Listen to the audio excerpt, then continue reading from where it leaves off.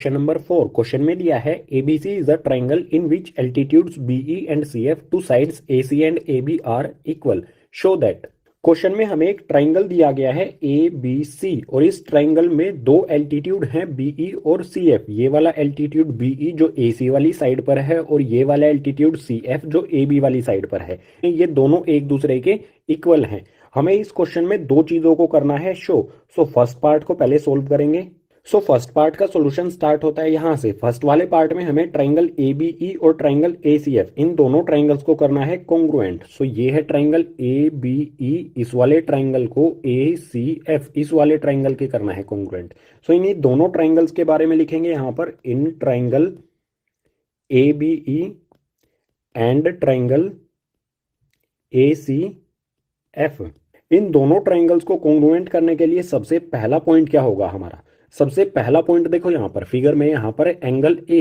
Angle A जो है ये ए बी ई इस वाले ट्राइंगल में भी आता है और ट्राइंगल ए सी एफ में भी आता है। दोनों ट्राइंगल्स में ये आ रहा है। तो हम फर्स्ट पॉइंट लिखेंगे हमारा एंगल ए इक्वल्स टू में एंगल ए, और इसका रीजन क्या हो जाएगा? ये दोनों ट्राइंगल्स में आ रहा है तो रीजन हो जाएगा कॉमन। अब आते हैं नेक्स्ट वाले पॉइंट पर, जो हमारा ट्राइंगल ए बी ई है इस वाले ट्राइंगल का ये वाला एंगल और ट्राइंगल ए सी एफ है उसका ये वाला एंगल, ये दोनों एंगल क्या होंगे? 90 डिग्री। ये भी 90 डिग्री और ये भी 90 डिग्री। दोनों 90 डिग्री क्यों होंगे? क्योंकि जो एल्टीट्यूड्स होते हैं वो हमेशा 90 डिग्री का ही एंगल बनाएंगे। ये भी और ये भी 90 डिग्री हो जाएगा। इसको हम लिखेंगे ए ई बी और इसको लिखेंगे ए एफ सी। तो यहां पर मैं लिखता हूं angle A E B equals to में एंगल ए एफ सी। ये दोनों एक दूसरे के इक्वल हैं। इनका रीजन हो जाएगा यहाँ पर बोथ 90 डिग्री।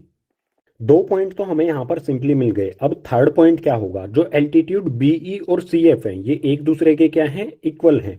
आप यहाँ पर देख सकते हैं इस वाले ट्राइंगल में ए बी ई में ये वाली साइड आती है बीई और ए सी एफ में आता है सी एफ, और ये दोनों बीई और सी एफ एक दूसरे के इक्वल भी हैं। थर्ड पॉइंट हमें मिल गया, गिवन ही है हमें। हम यहाँ पर लिख देंगे बीई इक्वल्स टू में सी एफ। रीजन हो जाएगा यहाँ पर गिवन, ये हमें क्वेश्चन में ही दिया गया है।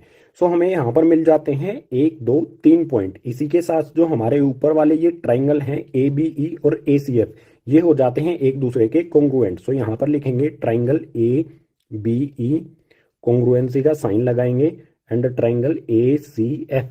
अब ये कौन से रूल से हुए हैं? तो आप यहाँ पर सिंपल देख सकते हो। फर्स्ट मिला हमें एंगल, फिर से एंगल, फिर साइड। तो कौन से रूल से हुए? Angle angle side congruency rule से। फर्स्ट पार्ट में हमें इन्हीं दोनों ट्राइंगल्स को करना था कॉन्ग्रुएंट। फर्स्ट पार्ट हो जाता है कंप्लीट। आते हैं सेकंड पार्ट पर। सेकंड पार्ट में हमें क्या करना है? सेकंड पार्ट में आप यहाँ पर देख सकते हो ए बी इक्वल्स टू ए सी। हमें शो करना है ये वाली साइड ए बी और ये वाली साइड ए सी ये एक दूसरे के इक्वल है। या फिर हमें आगे इसमें ये भी दिया गया है A B C is an isosceles triangle. Isosceles triangle वो ट्राइंगल होता है जिसकी दो साइड्स इक्वल होती हैं। तो हम सिंपली यही शो कर देते हैं ए बी और ए सी क्या है? इक्वल है एक दूसरे के। तो triangle A B C automatically हो जाएगा आइसोसेलेस ट्राइंगल। सेकंड पार्ट का सॉल्यूशन स्टार्ट होता है यहां से। मैं यहां पर लिखता हूं ए बी इक्वल्स टू में ए बी इक्वल्स टू में ए सी। ये दोनों साइड ए बी और ए सी, ये वाली साइड ए बी और ये वाली साइड ए सी ये एक दूसरे के इक्वल हैं। कैसे हुई?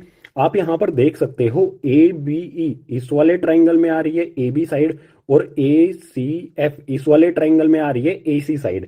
इन दोनों ट्राइंगल्स को हम यहां पर कर चुके हैं कॉन्ग्रुएंट। तो इनकी करस्पॉन्डिंग साइड्स क्या होंगी? एक दूसरे के इक्वल होंगी। और इसी रूल को क्या कहा जाता है? सीपीसीटी। ये दोनों इक्वल हो जाती हैं कौन से रूल से? Bye CPCT.